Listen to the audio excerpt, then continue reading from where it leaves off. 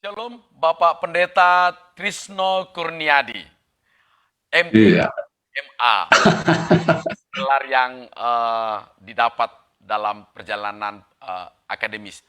Sekarang kami bersyukur Bapak bisa mampir di channel kami Majelis Daerah YPP Batu di Sumatera Bagian Selatan dan Sekolah Tinggi Teologi Ebenezer dalam program Miracle. Apa kabar, Pak? Ya, puji Tuhan baik Bapak. Tentu ini satu kehormatan yang luar biasa. Saya bisa dilibatkan dalam program ini. Terima kasih sebelumnya saya dilibatkan ini. Ya. Eh, Baik, dalam keputusan persidangan sinode beberapa waktu yang lalu, Bapak terpilih kembali menjadi ketua sinode untuk yang kedua kali. Tentu kami mengucapkan selamat Pak dari MDIBP Batu di Sumatera Bagian Selatan dan SPTE. Selamat untuk pengabdian yang periode yang kedua. Sekarang gimana nih perasaannya untuk yang kedua kali? Sebelum tantangan loh Pak. Gimana perasaan Bapak? Monggo Pak, boleh sedikit menyampaikan isi hati lah pada kesempatan ini di program Miracle. Silakan. Ya, tentunya kalau ditanyakan perasaan, ya pasti tentu senang. Karena Tuhan masih memberikan kepercayaan kepada saya. Tapi kalau ditanya secara manusianya, mungkin mau menghindar saja, Pak. Supaya tidak menjadi ketua sinode, karena satu sisi saya bersama dengan istri ini sudah kurang lebih 12 tahun tidak pernah menggembalakan jemaat. Nah, itu ada terbesit dalam hati itu kerinduan untuk menggembalakan di gereja gitu. Karena di GKI ini kan sistemnya itu ketua dan sekretaris full timer. Jadi praktisnya nanti saya bersama dengan istri 16 tahun tidak pernah menggembalakan jemaat. Dari pengabdian 32 tahun nanti 16 tahun di jemaat, 16 tahun full timer di sinode. Jadi pengen juga lah Pak, ini rindu juga bagaimana bisa menggembalakan jemaat di gereja. Tapi Ya, saya potong. Sebenarnya memang hakikinya begitu ya, esensi dari seorang hamba itu apalagi dari Tanjung Enim kan begitu ya Bapak alumni. betul betul. Jadi soal menggebu-gebu berkobar-kobar, tapi bukankah di sinode itu manajemen, memanage pelayanan yang lebih luas lagi dan berdampak. Juga pemikiran seperti ini mungkin ada juga di teman-teman di GKI atau di gereja lain. Bapak apakah melihat sekarang sebagai sinode beban atau sebuah kesempatan? Ya, kalau ya jujur kalau ditanyakan seperti itu, ini sebuah kesempatan. Bagi saya bukan satu beban. Hanya kan saya punya pemikiran dan punya prinsip seperti ini. Di saat Tuhan mempercayakan pelayanan apapun, baik itu di penggembalaan, baik itu di sinode, saya punya pemikiran bahwa Tuhan sedang menaruh hatinya, Tuhan sedang menaruh matanya, Tuhan sedang menaruh pikirannya kepada saya untuk pekerjaan Tuhan di sinode untuk saat ini gitu. Jadi itu bukan satu beban bagi saya, tetapi ya saya hanya berserah sama Tuhan apa maunya Tuhan untuk pekerjaan yang lebih besar itu. Jadi selalu membangun komunikasi dengan Tuhan untuk bisa memahami apa sih maksud Tuhan menaruh mata hati pikirannya kepada saya itu. Oke. Jadi bukan beban lagi, Pak. Baik, ini kan tugas yang kedua, tentu tantangan berbeda dengan yang waktu Bapak pertama dengan yang kedua. Ada banyak orang kadang-kadang, wah untuk periode yang kedua ini sudah mulai ogah-ogahan begitu ya, menganggap apa sedikit ringan dan sebagainya. Bagaimana Bapak melihat pada waktu diputuskan dalam pemilihan ini periode yang kedua? Tantangan apa yang kira-kira Bapak akan hadapi? Baik, terima kasih Pak Marlon. Tentu sebelumnya saya secara pribadi sudah melihat tantangan yang akan saya hadapi ke depan itu. Dan karena juga yang memikirkan untuk tema sinode 4 tahun ke depan itu juga saya menggumulinya, dan itu menjadikan satu tantangan perjalanan yang harus kami jalani. Puji Tuhan, Tuhan perhadapkan kepada saya di saat 54 tahun GKII. Kemarin kan sidang itu bersamaan dengan ulang tahun ke-54. Nah, di saat di usia ke-54 itu Tuhan tolong saya untuk melihat GKII sejak GKII ini berdiri sampai titik 54 tahun itu. Dan saya melihatnya bahwa GKI ini tidak bertumbuh. Pertumbuhan GKI ini sangat lambat. Wow, ini Bahkan bisa Bapak ngomong begini soal pertumbuhan sebuah gereja itu agak merinding. Itu bulan seperti apa, dari mana dan bagaimana, Pak? Monggo. jadi begini, Pak. Kebetulan saya 2 periode di sekretaris. Semua data-data tentang perkembangan jemaat itu saya tahu. Oke. Di usia ke-54 tahun, itu kita punya 65 gereja secara sinodal. Oke. Lalu anggota jemaatnya itu kurang lebih hanya 6.000 dari usia 54 itu. Jadi kalau dari usia 54 tahun lalu jumlah jemaatnya itu hanya, atau jumlah jiwanya itu hanya 6.000, 1 tahun mungkin hanya 1, Pak. Itu saya waktu melihat kenyataan itu sedih dan bergumul. Betul, betul. Makanya dalam program 4 tahun ke depan itu ya, saya mengangkat satu tema dari 2 Korintus 6 itu, sekaranglah waktunya itu, tetapi lebih fokus kepada percepatan penanaman gereja. Itu yang fokus, dan ini memang menjadi tantangan kami secara sinodal. Dan di saat saya sampaikan dalam sidang raya tentang tantangan kita ke depan, dan mereka baru sadar, kita semua di GKI baru sadar, memang ya seperti gereja yang stunting lah, pertumbuhannya sangat lambat itu. Nah, sehingga itu menjadi inilah tantangan kita yang harus kita hadapi. Makanya 4 tahun ke depan kami punya target bahwa setiap tahun itu berapa gereja yang akan kita buka, berapa jiwa yang akan kita menangkan, sehingga saya fokus mulai lagi, Pak, pemuritan, Pak, memuridkan jemaat ini. Itu sebagai solusi yang saya sampaikan kepada teman-teman. Jadi ini Pak Pendeta, gimana, Pak? kalau Iya. tadi pakai istilah stunting lagi ya, itu kan sangat itu juga apalah namanya, agak-agak sedikit berat itu begitu ya. Iya. Berat. Tapi maksud saya, tadi Bapak katakan pemuritan. Kira-kira sebenarnya masalah ketika berbicara dalam diskusi-diskusi di persidangan, sebenarnya apa problema GKII sehingga hingga usianya yang ke-54 masih 6.000. Ini kan kalau dibanding dengan gereja-gereja yang lain dengan tema-tema menuai tahun penuaian. Itu mereka bisa tertawa itu. Apa Boleh. yang menjadi target dari hasil persidangan itu untuk apa nih, mengobati stunting ini?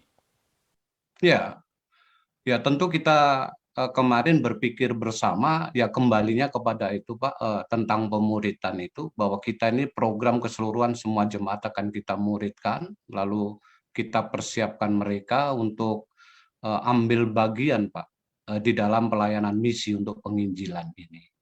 Kan memang beda, saya lihat di periode-periode awal berdirinya GKI ini, semangat penginjilannya itu luar biasa. Ya, apalagi latar belakang dari hamba Tuhan, latar belakang pendidikannya dulu kan yang dikenal hanya dari I3 dan Tanjung Enim. Ya kan, yang memang kita tahu lah Pak Marlon ini hamba Tuhan yang dibentuk di Tanjung Enim dan I3 Batu Malang itu kan jiwa penginjilan, jiwa misinya itu luar biasa. Lalu sekarang ini kan hamba Tuhan di GKI juga itu latar belakang dari berbagai macam sekolah teologi ya. Mungkin dengan konsentrasi yang berbeda-beda. Jadi kami merasakan itu. Kami merasakan seperti itu. Makanya ya sudah, kita harus mulai memuridkan lagi untuk jemaat ini untuk periode yang akan datang. Dan itu ya, misalkan ada orang yang mendengar dengan 54 tahun baru 6.000, ya tentu ya ini kok lambat sekali, tapi tidak apa-apa. Tidak ada istilah terlambat itu. Jadi solusinya ya pemuritan, hamba Tuhan harus sedikit dipresur untuk penginjilan. Jadi seperti itu, Pak. Oke, tadi Bapak menyebut apa namanya? Kita beralih dulu dari memikirkan ini visi sinode ini memang berat-berat apa gitu ya, berat-berat pusing, Pak. Tadi Bapak katakan Tanjung Enim, STTE, I3, memang Bapak adalah pernah menikmati dari apa namanya studi di tempat ini. Gimana sih Pak ceritanya kok tiba-tiba Bapak dari Pulau Jawa nyampe ke Tanjung Enim? Boleh cerita sedikit? Oh, jadi begini Pak Pendeta Marlon, awalnya saya tidak ada terbesit sedikit pun untuk menjadi hamba Tuhan. Wow, itu dia tuh. Jadi tujuan pertama saya ke Sumatera adalah untuk menjadi guru. Karena saya tamatan dari Sekolah Pendidikan Guru, dari SPG Kristen Malang. Oke. Dan tahun 85 di bulan Agustus sebenarnya SK pengangkatan saya sebagai ASN, Ya. saya ini diangkat untuk menjadi guru di Papua Wow. tahun 85. Tetapi saya memutuskan untuk memilih ke Sumatera. Dan saya bergabung dengan sekolah Kristen milik GKI. Jadi saya tahun 85 bulan Oktober saya pergi ke Sumatera, yang saya tuju adalah Curup karena di situ ada sekolah Kristen. Jadi saya meninggalkan panggilan ke Papua untuk menjadi ASN di sana. Lalu saya mengajar di Curup. Nah, tahun 87 waktu saya juga aktif di dalam kepengurusan pemuda, juga pengajar sekolah minggu di GKI Curup. Paskah 87, tahun 87, itu ada tim deputasi dari STT Tanjung Enim yang dipimpin oleh Bapak Barnabas Kim waktu itu. Ya. Ya, jadi ada Kak Moses Manuputi, ada Kak Imam Sudrio, lalu Atini Laoli, lalu Budiman Lawe itu, lalu Eli Fatiwaruwo. Jadi saya sebelum ke Tanjung Enim sudah kenal sama mereka karena mereka tim deputasi ke Curup gitu. Jadi pagi saya mengikuti pembekalan dari STT Tanjung Enim. Ibu Flora Utapea juga ikut waktu itu untuk menjadi guru sekolah minggu. Lalu malamnya Pak Kim mengadakan KKR. Jadi setiap malam Pak Barnabas Kim ini mengadakan KKR. Nah, satu hal yang menyentuh hati saya adalah pemberitaan firman Tuhan, peperangan antara orang Israel dan Amalek. Keluaran pasal 17 itu. Itu yang disampaikan oleh Pak Kim, Pak Barnabas Kim waktu itu. Nah, peperangan antara orang Israel dan Amalek ini kan kalau Musa mengangkat tangan, Ya, mereka menang. bangsa Israel menjadi kuat, lalu kalau tangannya turun, bangsa Israel menjadi lemah. Tapi kan Musa waktu itu sudah penat ya. Lalu si Harun dan Hur ya, nah, itu menopang tangannya di sisi kanan dan sisi kiri. Nah, waktu altar call, itu Pak Barnabas Kim, Pak Pendeta Kim, mengundang Pendeta Suroso almarhum untuk posisi memberkati jemaat. Jadi Pak Pendeta Suroso posisi tangan terangkat memberkati jemaat, dan Pak Kim doa cukup lama. dengan posisi Pak Pendeta Suroso memberkati, dan Pak Pendeta Suroso ini kelelahan sampai keringatnya itu Yo, yo, yo, capek. sebesar jagung gitu. Berat, Terus Kata itu begini, berat. ya memberkati begini. Lalu di saat Pak Pendeta Suroso mengalami kelelahan itu, lalu Pak Kim panggil kepada jemaat altar call itu. Siapa di antara saudara ini yang mau menopang pelayanan Pendeta Suroso? Nah itu. Lalu merinding ini saya. Lalu di antara yang maju ke depan untuk menopang tangan Pak Suroso supaya tetap dalam posisi memberkati jemaat itu saya. Ada saya, ada Pak Yusarima Perangin-angin, lalu ada Pak Akian, ada Pak David Chu waktu itu. Tapi di antara mereka yang menopang itu, ya saya yang mengambil keputusan untuk pelayanan secara full timer. Lalu Pak Pendeta Suroso dalam percakapan berikutnya menyampaikan kepada Pak Pendeta Kim bahwa Bapak ini punya kerinduan untuk hamba Tuhan. Lalu Pak Kim arahkan ke Tanjung Inem. Nah, sehingga itulah saya berangkat ke Tanjung Inem gitu. Jadi waktu itu ya mereka juga agak kaget gitu. Kok bisa ini si Adi ini ke Tanjung Inem gitu. Nah itu ceritanya seperti itu. Mengapa kok dari Batu sampai ini? Kalau orang berpikir kan lebih enak di Batu dekat rumah kan begitu. Iya ya, gitu Pak. Jadi Apa dramatisirnya begitu suasana itu. iya, iya. Jadi seperti itu. Pak Pendeta, Ya, saya yakin apapun perjalanannya, betapa saya melihat ada cinta yang berkobar untuk pelayanan, kan begitu ya? ya. Cinta Bapak untuk GKII begitu amat kuat. Saya berpikir tadinya Bapak itu langsung terpanggil dari Batu ke atau mungkin karena di sana udah terlalu dekat dengan Institut Injil Indonesia, jadi mau cari suasana baru. Ternyata Bapak mau jadi guru. Bapak nggak menyesal kalau dulu Bapak guru tetap di Papua, Bapak udah kepala dinas loh Pak. Bapak nggak pernah menyesal.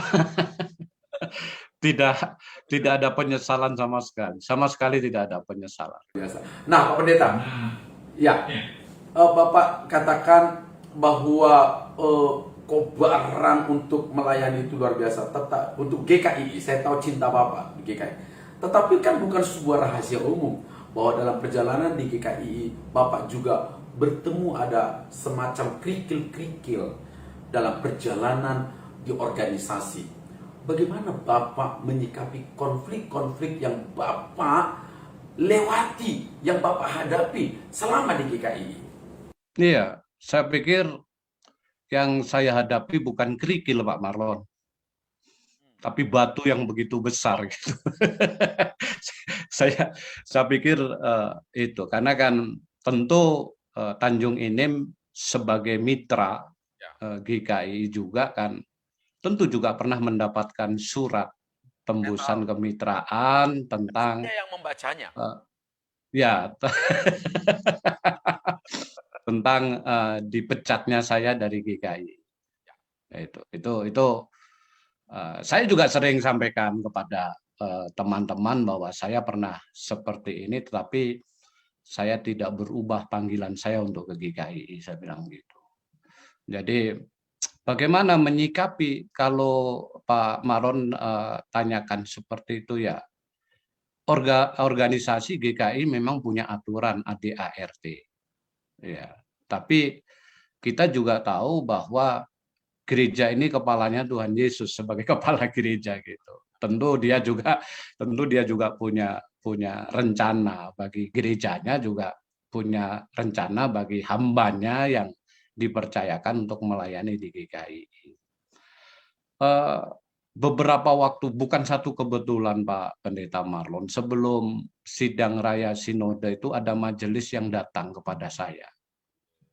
Dia menanyakan kepada saya, pertanyaannya sama sebenarnya, hampir sama dengan Pak Marlon itu. Pak Adi kan pernah dipecat dan sebagainya. Lalu salah satu majelis itu bertanya kepada saya, Pak Adi marah nggak? Saya marah. Pak Adi kecewa nggak? Kecewa, saya bilang. Dia katakan seperti itu. Itu marah, kecewa itu ada waktu itu gitu. Lalu pertanyaan terakhir yang disampaikan kepada saya, Pak Adi benci tidak?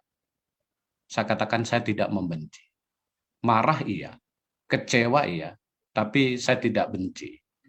Karena apa yang disampaikan waktu itu keputusan tentang saya adalah itu keputusan lembaga. Dan lembaga ini milik Tuhan. Dan tentu kalau misalkan lembaga bertindak di luar kehendak Tuhan, satu saat kebenaran itu akan dinyatakan. Ya buktinya saya kembali ke GKI seperti itu. Jadi ya saya berserah saja, gereja ini milik Tuhan, lalu di organisasi ada aturan ADART, dan tindakan yang saya lakukan bukan pelanggaran moral. Waktu itu hanya mau studi saja, lalu diambil tindakan pemecatan terhadap keputusan saya itu. Saya terima dan saya sering juga katakan kepada teman-teman sekerja, di GKI ini saya bukan menyombongkan diri. Tetapi di GKI ini baru saya lah yang orientasinya itu 2 kali. Jadi saya di GKI orientasi 2 kali, kependetaan juga tidak pernah, pernah juga tidak boleh saya pakai gitu. Pernah suatu kali Pak saya berdoa itu doa berkat, namanya kalau sudah pendeta itu kan refleks, Ya. langsung kita angkat tangan gitu. Nah saya lupa bahwa pada waktu itu saya tidak boleh Pak melakukan angkat tangan itu. Dan akhirnya teman pendeta sendiri mengatakan, ini kok Pak Adi ini nggak taat orangnya. Saya bilang saya minta maaf, saya lupa gitu. Dan kebetulan pendeta yang mengatakan juga satu alma mater dengan kita. Ya tapi nggak apa-apa. Saya minta maaf kalau cerita masalah ini tentu Ya, emosi ini agak ini. Saya percaya itu. Sorry, pertanyaan saya sebenarnya sudah agak lembut loh Pak. Tadi saya katakan bertemu konflik. Kan waktu Bapak menerima surat keputusan itu berlaku jelas, karena itu peraturan.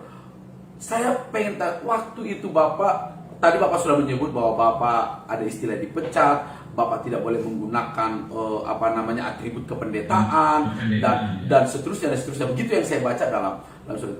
Lantas apa yang membuat Bapak mau kembali ke GKI?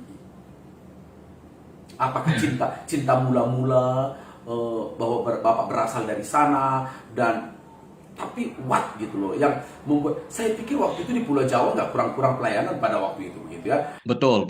Pak sudah menyelesaikan studi S2 begitu ya. Apa yang masih mendorong Bapak waktu itu? Ya, begini Pak Pendeta Maron, ya ini mungkin kalau saya jawab cinta GKI, mungkin ini jawaban klise atau apa. Tetapi yang jelas memang panggilan saya untuk GKI itu jelas. Dan tujuan utama dari saya sekolah itu adalah untuk GKI. Saya tidak dibiayai GKI, saya biaya pribadi.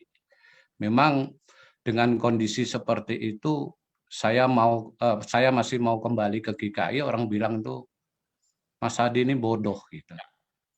Ya, memang saya sendiri Pak Maron pernah Pak Haryanza, Pendeta Haryanza yang ada di Songgoriti GKMI. Karena saya kadang-kala juga diminta pelayanan di sana. Waktu Pak Haryanza mau pindah ke Depok, majelis dan hamba Tuhannya Pak Haryanza dan majelis datang ke rumah kami, minta kami untuk melayani di situ. Tapi saya bilang saya berdoa dulu, saya cari pimpinan Tuhan gitu. Dan tentu kalau pertanyaannya mengapa masih mau kembali ke GKI, panggilan saya jelas ke GKI. Memang dari awal saya melangkah untuk mengikuti pembentukan di Tanjung Enim. Saya sebenarnya adalah orang yang tidak dikehendaki. Menurut saya, mungkin saya penilaian saya ini salah, tetapi saya punya pemikiran, satu kesimpulan dalam diri saya bahwa saya adalah salah satu orang yang tidak dikehendaki untuk kembali ke GKI. Mengapa? Ya, waktu saya berangkat ke STT Tanjung Enim, saya ingat itu kan setiap kita masuk ke Tanjung Enim, kita kan dimintai rekomendasi. Betul. Dan rekomendasi, di dalam rekomendasi itu ditandatangani oleh Pak Titi Arefa sebagai Ketua Sinode dan Pendeta Suroso sebagai sekretaris waktu itu. Dan di rekomendasi itu ada kalimat yang menyatakan bahwa setelah selesainya pendidikan saudara tersebut, sepenuhnya saya serahkan ke Wow. lembaga Tanjung Enim. Berarti kan tidak menghendaki saya untuk kembali ke GKI. Tetapi kalimat itu menjadi semacam pemicu saya harus kembali ke GKI. Ya, makanya waktu setelah tamat di Tanjung Enim, saya ikatan dinas di MD, lalu menikah, dan saya juga bertanya sama ibu Adi. Nah, sebenarnya kakak-kakak kan juga mengharapkan ada yang mau bergabung ke Metodis, ke GKSIA, ya gereja kakak-kakak itu. Lalu Pak Pendeta Benyamin Poes sendiri juga pernah gimana kalau ke GPU PTE waktu itu. Tapi di saat saya bertanya dengan Ibu Adi, waktu itu belum menikah, kita pelayanan kemana? Dan Ibu Adi katakan, ke GKI. Nah, itu semakin meneguhkan saya. Memang panggilan saya di GKI. Lalu saya juga punya berpikir, siapapun orangnya yang akan menghalangi pelayanan ke GKI, kalau ini kehendak Tuhan tidak ada yang bisa, termasuk pemecatan pun itu tidak bisa menjadi penghalang bagi saya untuk masuk ke GKI. Nah itu Pak Marlon. Kisah Bapak ini sebenarnya di GKI kayak drama Korea ya. Oh, Pak Pendeta, kalau ya. kan Tadi semua Bapak itu sekali lagi saya minta itu kan dari komitmen pribadi. Apa sih yang Bapak lihat di GKI ini? Kenapa Bapak sangat mencintai gereja ini? Apakah Bapak melihat ini, kan biasanya banyak orang, oh saya suka gereja ini karena gereja ini manajemennya bagus. Saya suka gereja A karena penginjilannya bagus. Saya suka melihat gereja ini karena persekutuannya, bla bla bla, macam-macam.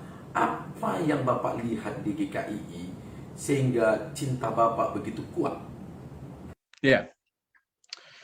Yang pertama, tentu saya penasaran, Pak. Pertama, karena kenapa ini yang menjadi, kita bukan memilah-milahkan antara awam dan teolog, Pak, ya. Ya, dan rohani awam. Lalu karena semua kita itu tidak dalam pimpinan Tuhan, orang-orang itu semua dipakai Tuhan. dipakai oleh Tuhan secara luar biasa. Yang penasaran dan menarik bagi saya adalah mengapa ketua sinode di GKI ini orang awam,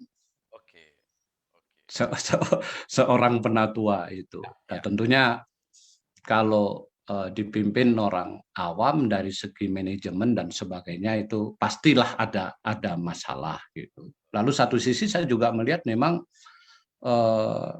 saya penginjilannya, Pak.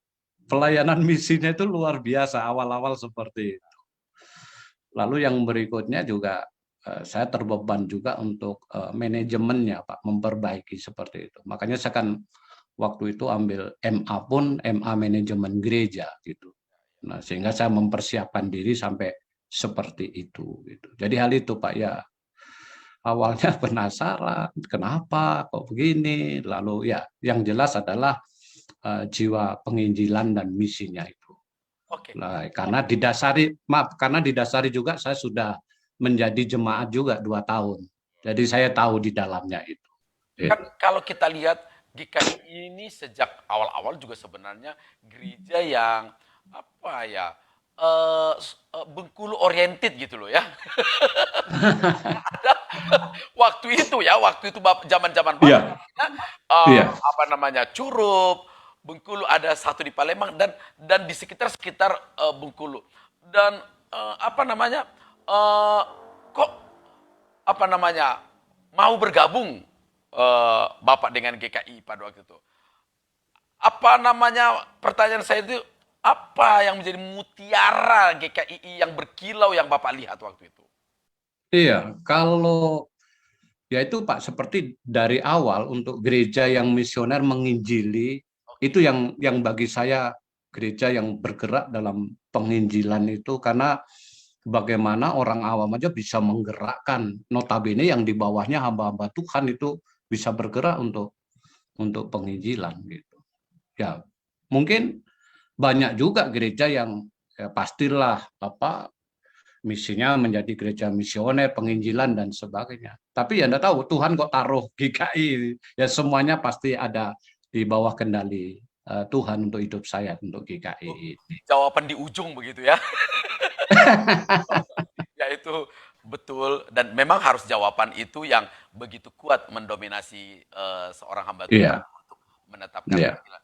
Nah, Pak Pendeta Hadi, iya, kan tidak gampang nih sebenarnya. Bapak seperti Bapak katakan tadi, di manajemen ini sudah sekian tahun, 2 periode sebagai sekretaris umum, dan kemudian ini akan 2 periode jadi ketua umum, genaplah 16 tahun di memanage begitu ya. Eh, Persoalan hamba-hamba Tuhan GKI, menurut Bapak setelah Bapak petakan dalam pemikiran, eh, eh, apa namanya, setiap berbicara menyampaikan ini, sebenarnya apa sih persoalan pendeta-pendeta GKI yang apa namanya, yang Bapak hadapin ini? Itu apa namanya? Biasanya persoalan-persoalan di lapangan itu kenapa? Nakal, atau kurang uang, atau apa namanya, tidak cinta pelayanan, atau apa sebenarnya persoalan biasanya dari kacamata manajemen sinodal?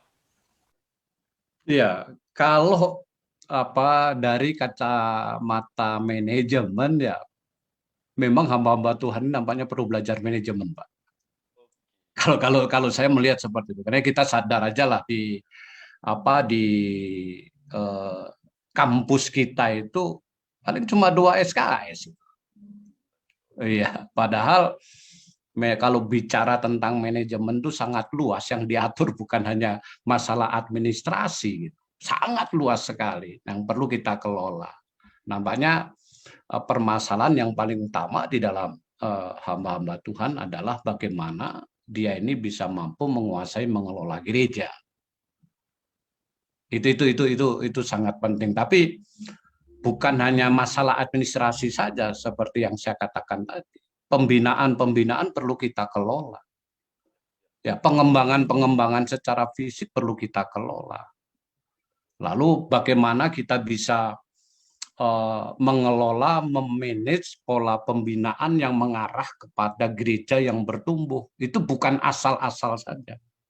Harus perlu kita kelola dari awal. Permasalahannya seperti itu, Pak.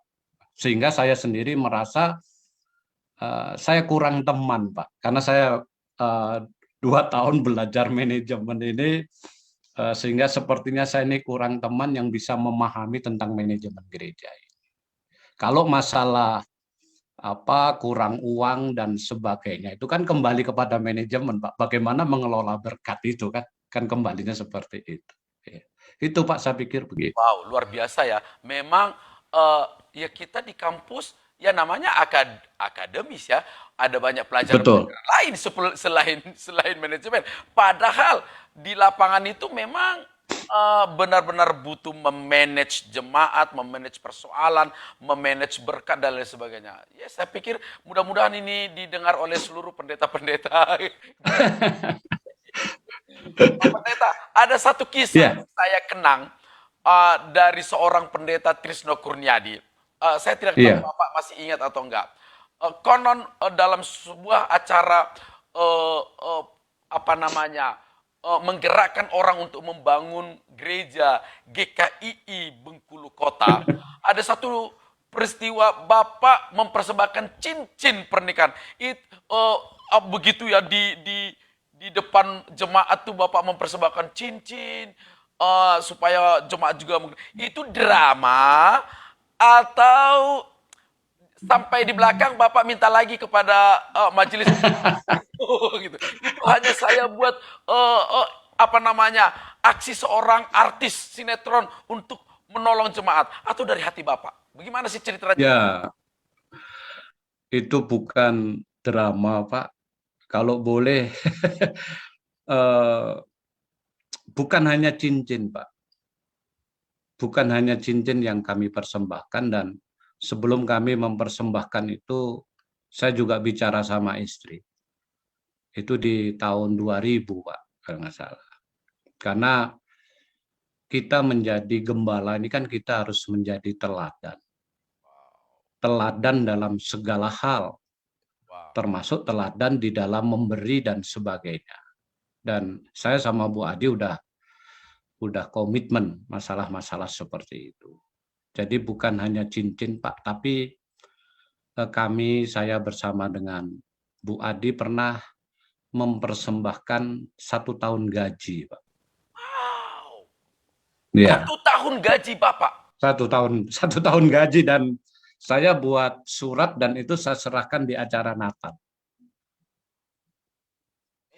Jadi nah, jadi terharu lagi, Pak, kalau cerita ini.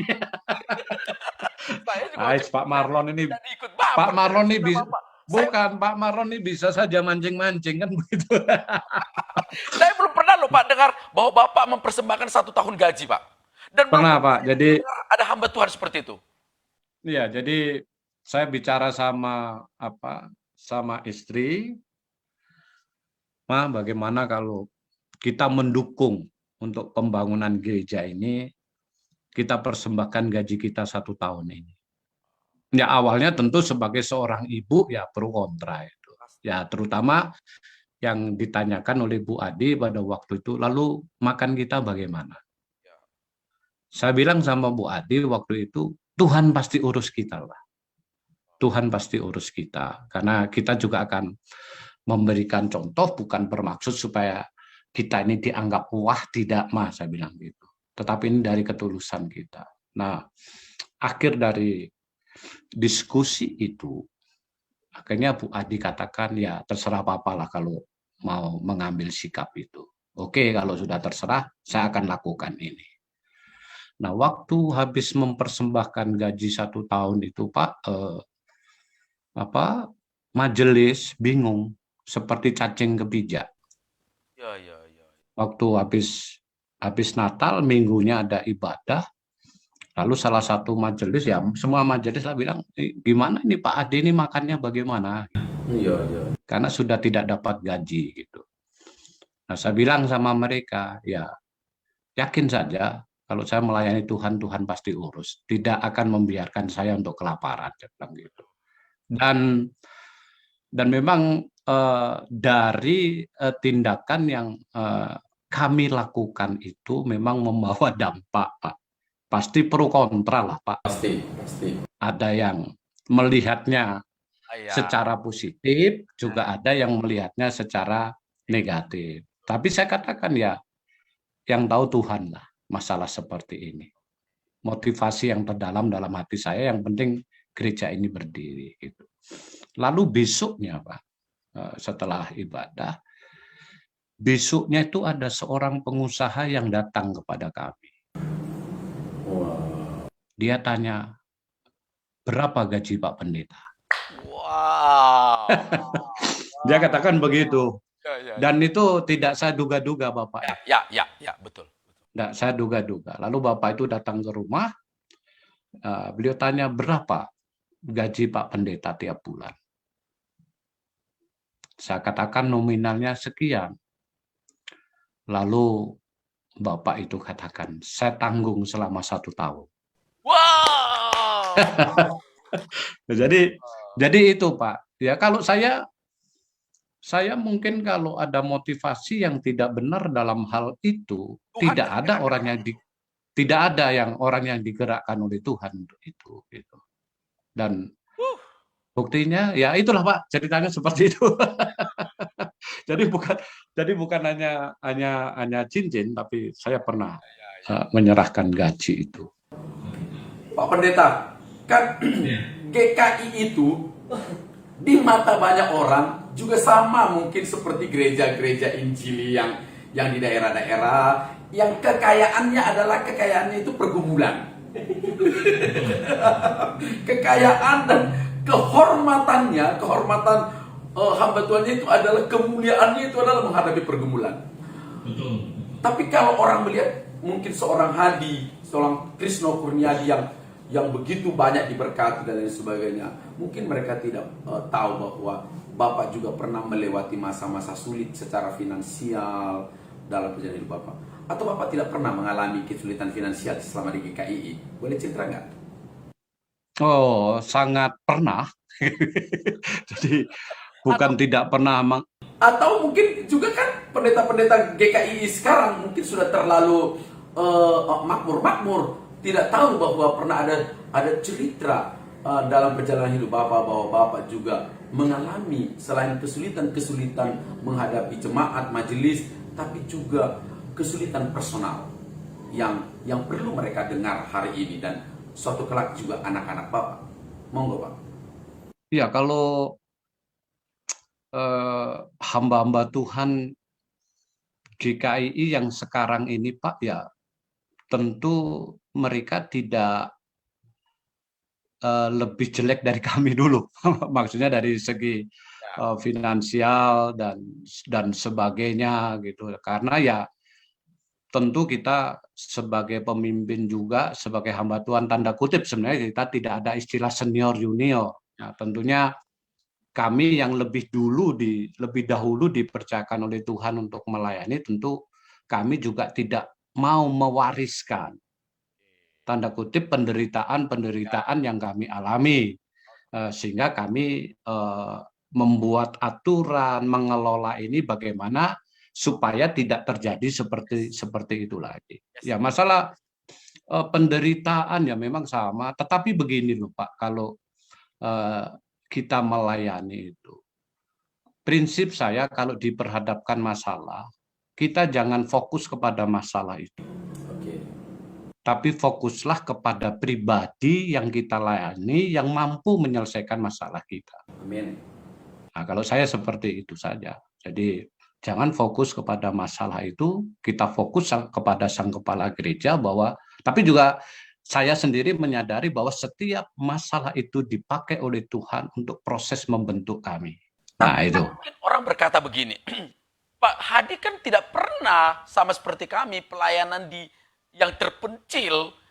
Pak Hadi nggak tahu kami ini untuk susu anak pun susah begitu. Pak Hadi nggak pernah mengalami bahwa gajian tanggal 1, tanggal 7 sudah puasa. Bisa saja mereka berkata seperti itu. Atau Bapak punya pengalaman untuk mengcounter? Ya, setiap apa yang saya sampaikan kepada rekan-rekan hamba Tuhan itu merupakan pengalaman hidup pelayanan yang kami jalani. Kalau mereka mengatakan, ya Pak Adi nggak pernah melayani di daerah terpencil, Pak Adi tidak pernah mengalami gajinya mungkin 2 minggu sudah habis. Justru itulah yang kami alami. Waktu kami merintis di Tanjung ini, Pak, di Tabah Penanjung, jemaat Tabah Penanjung, gitu. Ya, jemaatnya orang-orang kita Medan. Itu juga orang-orang kita Medan awal-awal merintis memulai ASN yang SK-nya disekolahkan yang untuk hidup sehari-hari aja susah kan. Ya. Saya pernah tidak ada air, Pak. Saya gali sumur sendiri di situ. Jadi air kering, kondisi istri hamil. Lalu kebetulan ada Bapak Martinus Situmorang yang pernah Bapak wawancarai juga itu dari Kepayang, waktu itu belum menikah. Dia datang ke Tabah Penanjung dengan urusan asuransi, sebenarnya beliau kan agennya asuransi Bumi Asih waktu itu. Saya bilang sama Pak Martinus, ya, Tinus, sini saya bilang, ganti pakaian kamu tuh. Jadi saya kasih pinjam celana pendek sama kaos. Ada apa, Om? Katanya. Ayo kita gali sumur nih. Saya berdua gali sumur sama si Martinus itu. Dan waktu gali sumur itu, kadang saya di bawah untuk narik, Martinus yang untuk gali, Martinus yang narik kadang. Tapi satu kali bahwa ada batu yang tidak bisa kami angkat berdua. Dan kebetulan di samping gereja itu ada tukang membangun rumah jemaat. Lalu kami minta tolong kepada tukang itu untuk mengangkat batu besar itu. Dan di saat batu besar diangkat, Pak, di bawah batu besar itu ada 3 mata air. Nah, saya langsung berdoa di situ. Dan sebelum gali sumur sama Bapak Martinus Maris itu orang ini, saya pikul air, Pak, dari seberang sungai sama istri. Gitu. Saya sudah mengalami seperti itu. Nah, satu kali, Pak, uang kami katakanlah hanya tinggal untuk persembahan. Itu di minggu-minggu ketiga kalau nggak salah gitu. Jadi saya bilang sama Bu Adi, uang kita tinggal sekian, ini untuk persembahan, lalu uang yang sekian ini tinggal untuk beli bensin 1 liter untuk ke pos PI, Pak, karena Kades, sama untuk persembahan saya. Jadi nanti setelah hari Kamis ini kita tidak ada uang. Lalu saya bilang sama Bu, jadilah, yang penting beras ada, lalu kita makan dengan pucuk ubi yang ditanam di samping rumah itu. Jadilah itu, saya bilang. Karena istri saya ambil besar, Pak.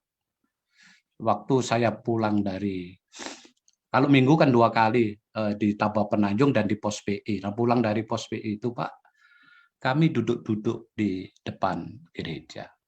Waktu duduk depan gereja, ada mobil lewat, Pak. Mobil lewat, terlewatkan, lalu dia mundur. Setelah mundur, dia masuk ke komplek gereja. Nah, tahu-taunya jemaat Curug, Pak. Oke. Namanya Pak Akian yang sekarang di Bandung.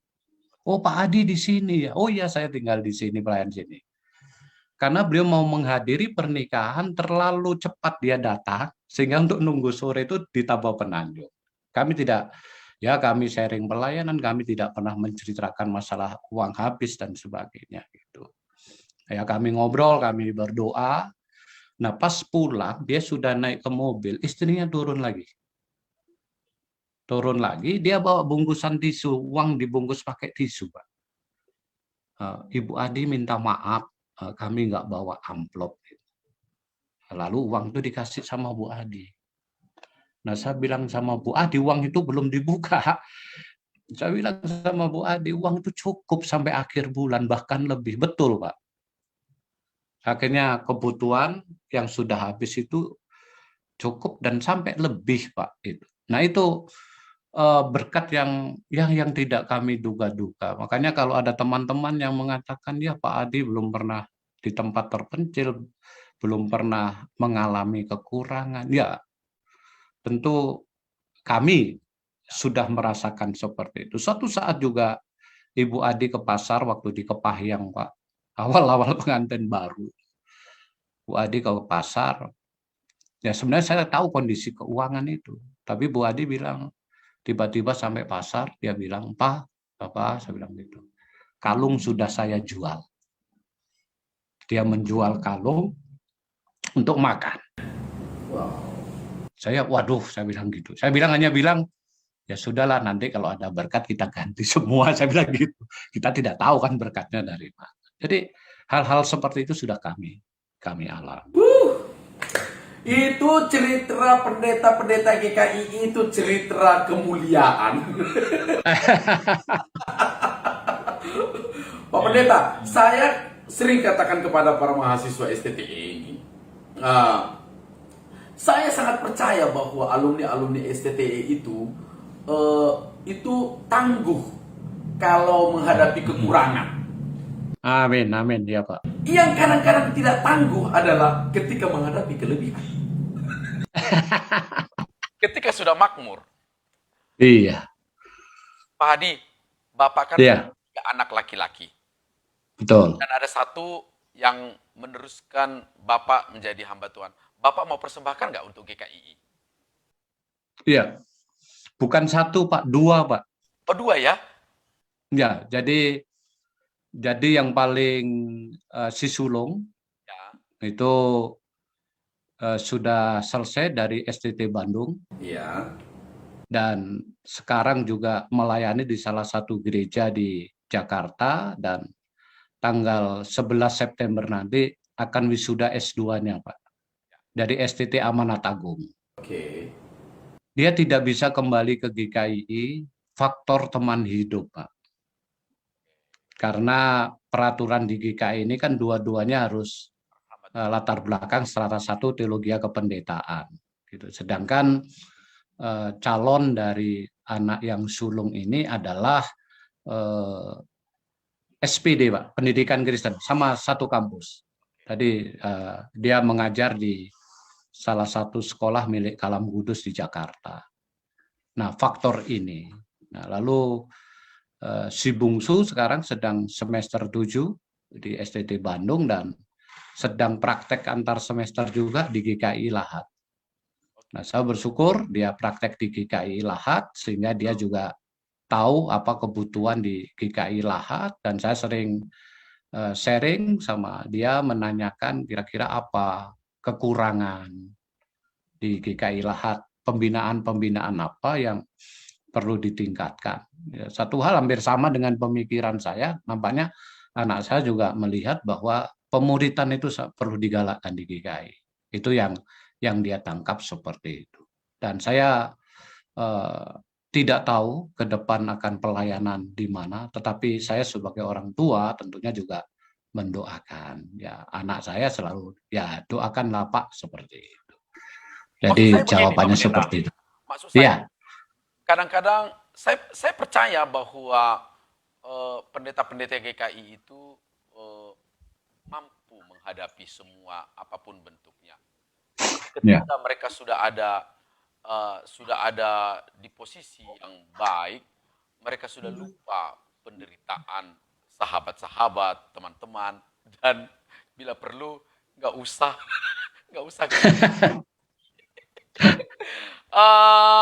bagaimana Bapak melihat sahabat-sahabat Bapak yang benar-benar masih menderita secara finansial di tubuh GKI? Saat ini Pak, saya tidak melihat itu. Wow, Saat ini. ini kabar gembira ini. Ya, karena begini Pak, ya ini dari kacamata manusia lah Pak. Saya melihatnya seperti itu dari yang kita lihat, tapi saya juga tidak tahu bagaimana mereka mendapatkan berkat itu. Yang dikatakan mungkin gajinya pas-pasan, tapi bisa beli mobil. Wow, hebat. Sepeda motor. Ya. Nah, jadi itu juga penghiburan bagi kami. Bagi penghiburan bagi kami di Sinode, ternyata dengan apa yang diberikan oleh lembaga, mereka juga bisa memanage, sehingga mereka juga, saya melihat ya beberapa hamba Tuhan ini punya mobil, lalu strata pendidikannya dengan biaya sendiri, ada yang menyelesaikan S2 dan sebagainya. Berarti kan cukup Pak gitu. Hanya kita tetap yang ada di dalam yang sedang Tuhan percayakan di dalam kepemimpinan ini tetap memikirkan kesejahteraannya ke depan harus perlu kita perbaiki. Luar biasa. Ini kabar yang tentu keputusan yang paling mulia sekali, tetap memikirkan, karena tentu tidak semuanya demikian. Kadang-kadang kan para pemimpin itu selalu berkata begini, dulu saya begini, biar kau rasakan gitu. Pak Pendeta, pertanyaan saya terakhir, selain keselamatan, kasih karunia apa yang menurut Bapak terbesar, yang besar dalam perjalanan hidup seorang Trisno Kurniadi? Ya, bagi saya Pak, kasih karunia selain keselamatan, hari ini masih dipercaya oleh Tuhan untuk melayani, memimpin, itu kasih karunia bagi saya. Seperti yang saya sampaikan dari awal tadi, kalau kita dipercaya oleh Tuhan untuk melayani, apakah itu di kepemimpinan di sinode, apakah itu di gereja, Tuhan sedang menaruh matanya, Tuhan sedang menaruh pikirannya, Tuhan sedang menaruh hatinya kepada kita untuk melihat pekerjaan yang dipercayakan. Itu kasih karunia bagi saya. Masih berada di garis pelayanan, dan itu harus konsisten sejak kita mengambil keputusan mewakafkan hidup untuk pelayanan. Wow. Kita harus konsisten di situ. Haleluya. Luar biasa Pak Pendeta, waktu jua yang memisahkan kita. Oh, Luar biasa inspirasi-inspirasi dan semua apa yang Bapak sampaikan ini amazing. Luar biasa. Terima kasih untuk kesempatan berbagi di program kami Miracle di Majelis Daerah IPP Batu dan di Sumaksel dan Sekolah Tinggi Teologi Hester. Tuhan memberkati Pak Pendeta, Tuhan memberkati sama-sama, Pak. periode kepemimpinan yang kedua ini. Tuhan memberkati Amin. Pak Pendeta ya. Oke, Ya, terima kasih, Pak. Tuhan memberkati. Ya, Tuhan memberkati. Tuhan Yesus berkati. Shalom. Ya. Puji Tuhan Bapak Ibu untuk kesaksian yang disampaikan oleh Pak Pendeta Trisno Kurniadi. Bagaimana Tuhan bekerja dan membentuk hidupnya sampai hari ini. Dan biar kesaksian itu menjadi berkat untuk semua orang yang mendengarkan kesaksian ini. Saya mengenal dia sangat baik karena dia masuk GKI dalam proses pembinaan, pembimbingan sampai dengan ditabiskan. Dan apa yang dia ceritakan itu pengalaman yang Tuhan izinkan dia alami. Akhirnya dia sudah lihat ke belakang begitu tuntunan Tuhan, ya, membentuk hidupnya sehingga bisa jadi seperti sekarang. Puji Tuhan. Tuhan berkati. Shalom, Bapak Ibu yang dikasihi Tuhan. Saya Pendeta Sumarsono. Bersyukur kepada Tuhan Yesus Kristus yang adalah Tuhan dan Juru Selamat umat manusia yang memberikan kesehatan dan kekuatan dalam melayani dalam setiap tugas tanggung jawab yang dipercayakan melalui gerejanya. Dan saat ini kami sekeluarga dipercayakan oleh Majelis Pekerja Harian Sinode Gereja Kristen Injili Indonesia sebagai pimpinan, sebagai Ketua Sinode Bapak Pendeta Trisno Kurniadi. Dan saat ini kami dipercayakan untuk menggembalakan Jemaat Tuhan yang ada di GKI Kepayang dan juga dipercayakan sebagai Ketua Misi Rahmat. Dan kami sekeluarga sangat bersyukur jika Tuhan boleh mempertemukan dengan seorang hamba Tuhan yang luar biasa, yaitu Bapak Pendeta Trisno Kurniadi. Beliau sosok seorang hamba Tuhan yang setia dalam pelayanan. Beliau seorang pimpinan yang disiplin, yang tegas, sabar, dan juga beliau juga seorang pimpinan yang tetap semangat, seorang yang bekerja keras dalam mewujudkan visi dan misi dari Gereja Kristen Injili Indonesia. Beliau juga seorang pimpinan yang senantiasa memberikan semangat dan motivasi di dalam pelayanan.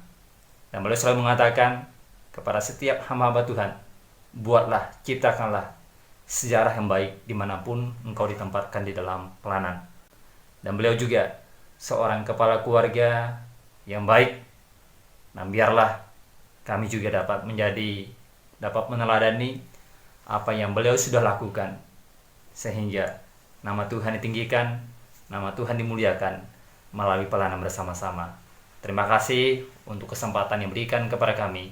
Kiranya Tuhan yang dimuliakan, Tuhan ditinggikan. Soli Deo Gloria. Shalom. Haleluya, luar biasa. Kesaksian yang sangat inspirasional. Kami bersyukur, berterima kasih kepada Bapak Pendeta Trisno Kurniadi. Doa kami dari tempat ini, Bapak dan jajarannya semakin diberkati. Dan tadi doanya GKII semakin terus dipakai Tuhan, membawa banyak jiwa-jiwa kepada Tuhan. Terima kasih Bapak Pendeta Agus Tamalan sebagai salah satu mantan Ketua Sinode GKII dan juga Bapak Pendeta Sumarsono yang memberikan sumbangsi pada malam ini.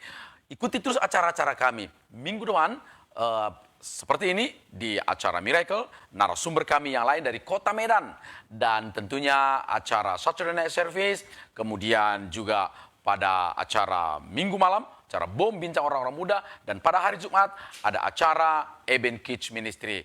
Sampai di sini pertemuan kita. Tuhan Yesus memberkati Bapak dan Ibu. Shalom, selamat malam.